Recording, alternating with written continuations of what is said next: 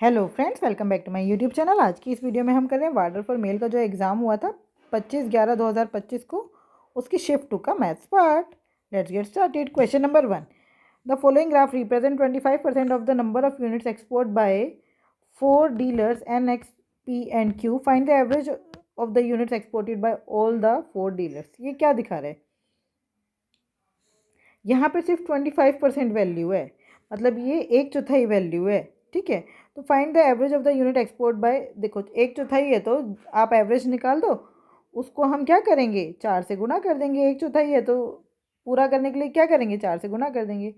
तो इनका एवरेज निकालो, 150, 70, 260 और 60। 0, 6 6 12, 12 7 19, 19 और 5 24 का 2, 2 2 4 और 1 5, 540। अच्छा, इसको क्या करना है, 4 से डिवाइड, है ना। एवरेज के लिए 4 से डिवाइड करते हैं, और क्योंकि ये 25% है इसलिए 4 से मल्टीप्लाई, 4 से 4 कट के आंसर आ गया 540। 540 is the right answer. Question number 2, there is continuous growth in the population of a municipality at the rate of 5% annually. Municipality में हर साल 5% की रेट से जो है वो पॉपुलेशन बढ़ रही है। अगर पॉपुलेशन आज इतनी है तो 3 साल पहले कितनी थी, उसको मान लो एक्स। तो एक्स का 105% ये हो गया 1 साल बाद, फिर 105% ये हो गया 2 साल बाद पूरा,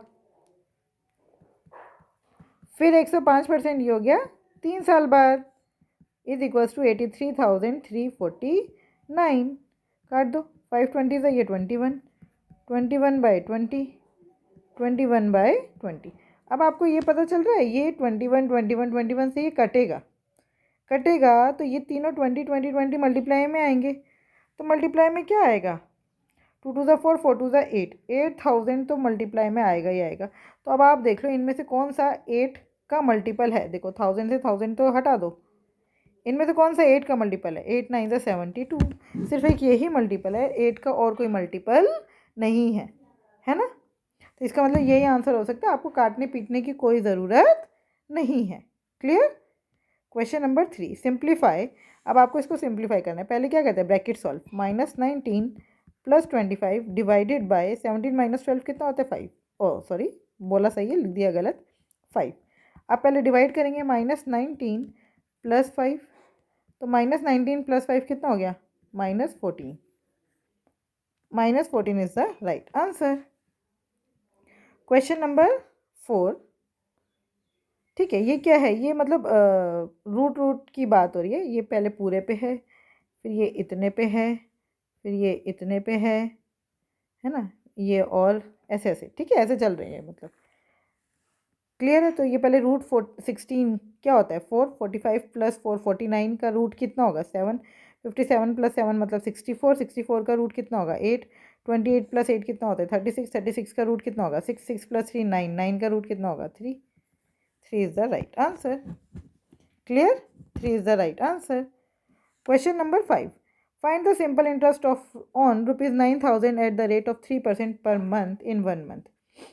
आपको 900 पर क्या करना है, find the simple interest on rupees 900 eight the rate of 3% per month in 1 month.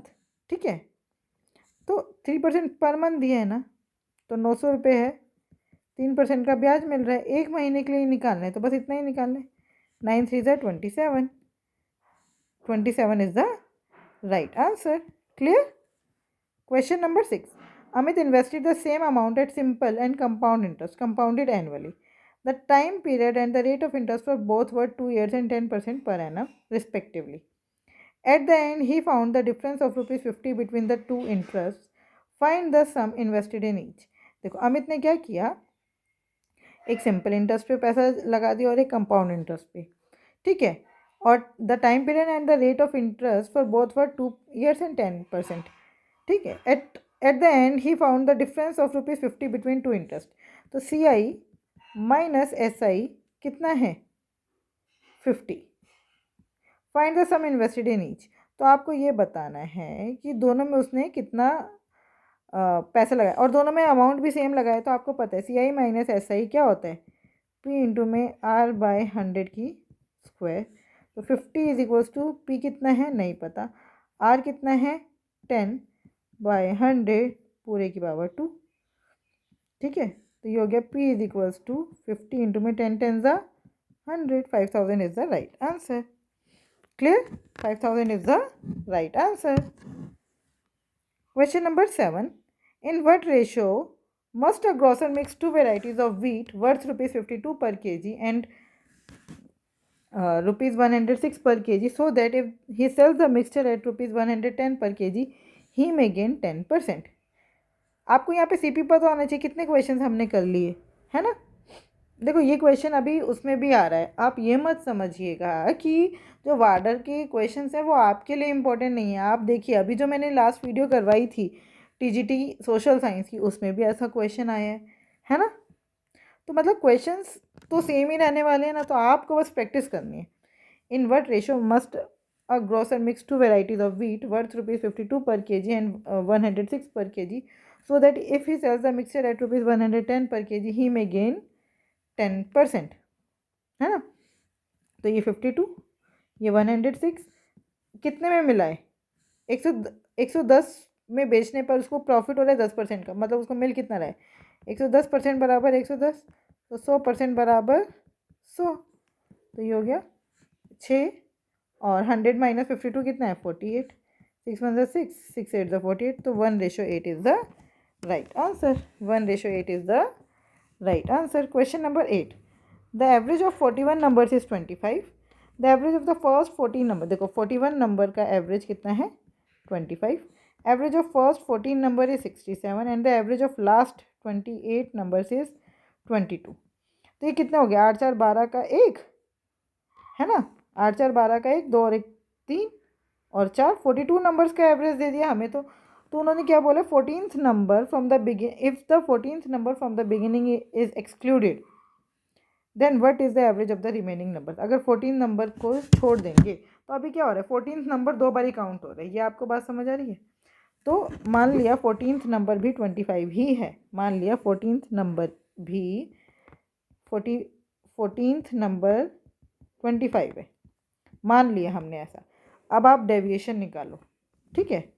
क्या निकालते हैं, और वो इसमें ऐड कर दिया, तो अब 42 नंबर का एवरेज कितना हो गया 25। अब आप डेविएशन निकालो, ये 25 है, ये 67 है, कितना ज़्यादा है भाई 25, 67 25 से कितना ज़्यादा है,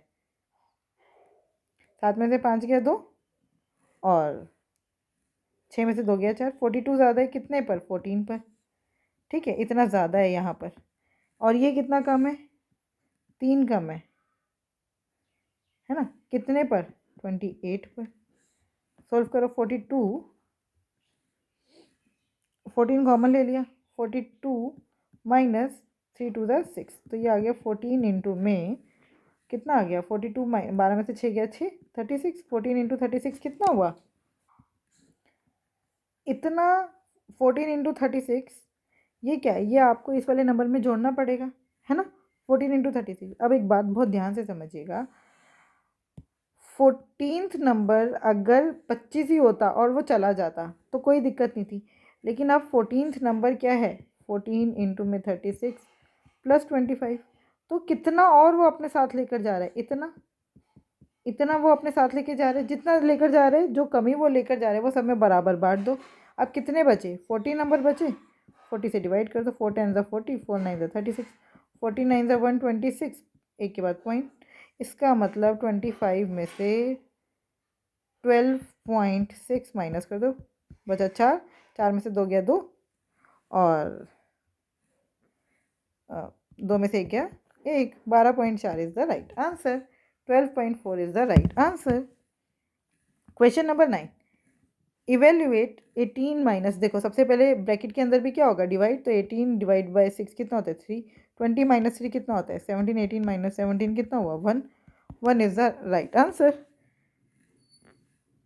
question number 10, find the sum of the cube of first 7 natural number. तो इसका फॉर्मूला क्या होता है n into n plus 1 by 2 का होल स्क्वायर, तो 7 इंटू 8 बाई 2 का होल स्क्वायर, 2 4 ज़ा 8, 7 4 ज़ा 28 का स्क्वायर, 28 का स्क्वायर कितना होता है 784, 784 is the right answer. Question number 11. Find the largest number that divides 136 and 200, leaving the a remainder 8 in each case. आपको एक लार्जेस्ट नंबर बताना है जो 136 और 200 को डिवाइड करे और दोनों के केस में 8 रिमाइंडर होना चाहिए, तो 8 इसमें से माइनस कर दो, है ना। इसका मतलब वो नंबर अगर आप 8 माइनस कर दोगे तो इसको पूरा पूरा डिवाइड कर रहा है, तो ये हो गया 128 और 128 और 192। अब इनमें से एक ऐसा नंबर हमें देखना है, 128 हो नहीं सकता, 128 की टेबल में 192 नहीं आता, ठीक है। अब आप देखो 64 2 ज़ा 128 और 64 3 ज़ा 4 3 ज़ा 12 का 1, 6 3 ज़ा 12 13, 6 3 ज़ा 18 और 1 19, बिल्कुल सही है, 64 is the right answer. Question number 12. What percentage of the number from 1 to 120 have 1 और 2 एट द यूनिट प्लेस। देखो कितनी लाइनें हैं, टोटल 12 लाइनें, 1 से लेकर 10, 11 से लेकर 20 तक, ऐसे कितनी लाइनें हैं, ये 12 लाइनें, और 12 लाइनों में यूनिट प्लेस पर 1 और 2 इसमें आते हैं और इसमें आते हैं, 1 2, है ना, ये आएंगी। तो 12 2 ज़ा 24 पर है, टोटल नंबर कितने हैं 120 इंटू में 100, 0 से 0 कट के 12 में 12, 12 2 ज़ा 24, 20% is the right answer. Question number 13. Find the list number which when divided by 12, 16, 24 and 26 leaves the remainder 2 in each case.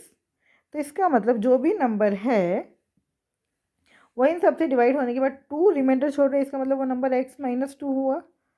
मतलब जो नंबर है x माइनस 2 अगर हम करेंगे तो वो एग्जैक्टली डिविजिबल हो जाएगा इन सब से, ठीक। मतलब देखो ये थोड़ा सा गलत समझाने का तरीका हो गया। आप इनका एलसीएम लो, जो भी एलसीएम आएगा उसमें 2 जमा कर दो, सिंपल। तो 12 16 24 और 26 का एलसीएम क्या होगा, 12 16 24 और 26 का एलसीएम ले लो। 4 की टेबल में जाएगा, 2 की टेबल में लेते हैं पहले, 2 6 ज़ा 12, 2 8 ज़ा 16, 2 12 ज़ा 2 13 ज़ा। अब बस ये 13 तो आता नहीं है, तो ये हो गया 2 3 ज़ा और 2 4 ज़ा, 2 6 ज़ा 12, 2 13 ज़ा, फिर 2 से 3 4 2 3 13, फिर हो गया 3, ये हो गया 1 2 1 13। आपका एलसीएम आया, ठीक है। एलसीएम कितना आया, 2 2 ज़ा 4, 4 2 ज़ा 8, 8 2 ज़ा 16 इंटू 3 इंटू में 13, 16 3 ज़ा 48 इंटू में 13, ठीक है। 13 8 ज़ा 104, 4 यहाँ 10 कैरी, 13 4 ज़ा 52 और 10 62, तो उसमें 2 और ऐड कर दो, 626 is the right answer. Question number 14. If a 7-digit number 55071 A1 is completely divisible by 3, what is the maximum value of A? देखो 3 से कब डिविजिबल होता है, जब सम ऑफ डिजिट 3 से डिविजिबल हो। 5 और 5 10, 10 7 17, 17 और 1 18, 18 का मतलब हो गया 9, 9 जो है वो 3 की टेबल में आते हैं तो छोड़ दो इन सबको, बचा क्या A + 1, तो A की जगह क्या मैक्सिमम वैल्यू आ सकती है, 8, 8 + 1 9, है ना, बाकी सारी उससे छोटी होंगी, right. Question number 15. The average of 3 number is 21 if 2 numbers are 17 and 29, the third number is. तो आप मान लो थर्ड नंबर 21 है, तो एक हो गया 17, एक हो गया 29, थर्ड नंबर हो गया 21। आप डेविएशन निकालो, आपको पता है मीन से जो डेविएशन निकालते हैं वो हमेशा 0 आता है, ठीक है। तो 17 माइनस 21 कितना हो गया, -4, 29 माइनस 21 कितना हो गया, 8, 21 माइनस 21 कितना हो गया, 0, तो -4 + 8 कितना हुआ, +4। डेविएशन जब भी आप मीन से डेविएशन निकालते हो तो वो कितना होना चाहिए, 0। अब ये तो 0 आया नहीं, इसका मतलब ये 0 की जगह यहाँ पे क्या आना चाहिए था, -4। 0 की जगह यहाँ पे क्या आना चाहिए था, -4। इस और वो -4 कब आएगा, जब ये 21 नहीं 17 होगा, है ना। इसका मतलब जो मैंने 21 माना था उसमें से 4 घटाना पड़ेगा ना, तो हमारा आंसर आ गया 21 - 4 = 17। 17 is the right answer. Clear, 17 is the right answer. Question number 16. If the sum of the cubes of n consecutive natural numbers starting from 1 is 3025, sum of cube मतलब n into n plus 1 by 2 का whole square is equal to 3025। तो आपको n की value निकालनी है। 3025 किसका square होता है? 55 का स्क्वायर होता है। इसका मतलब n into n plus 1 by 2 is equals to 55। n into n plus 1 बराबर है 110, और ये दोनों कॉन्जिक्यूटिव नंबर है तो ये हो गया 10 इंटू में 11, है ना। पहले छोटा फिर उससे बड़ा वाला, तो n की वैल्यू कितनी आ गई? 10। n is equals to 10। Question number 17.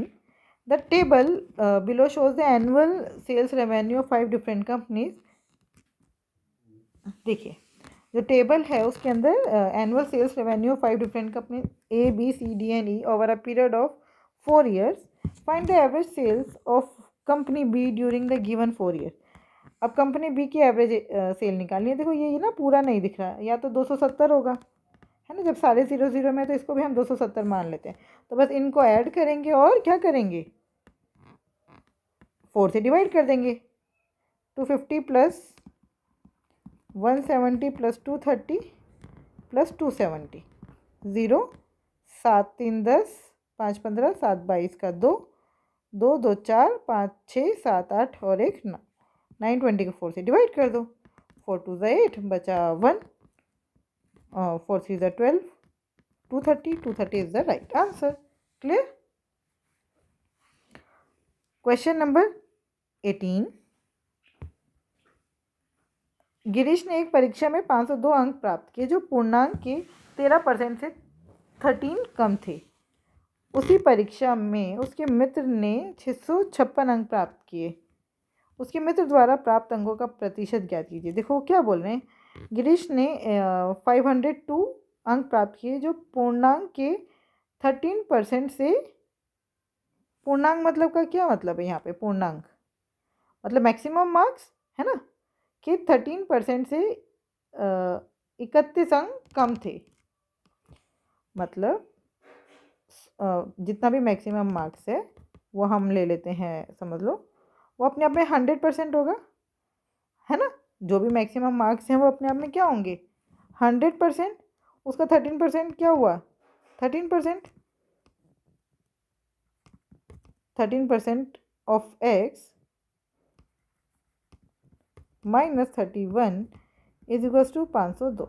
मैंने पूर्णांक को क्या ले लिया, मतलब मैक्सिमम मार्क्स को क्या ले लिया, x, ठीक है। तो 13% of x is equals to 2 और 1 3, 533।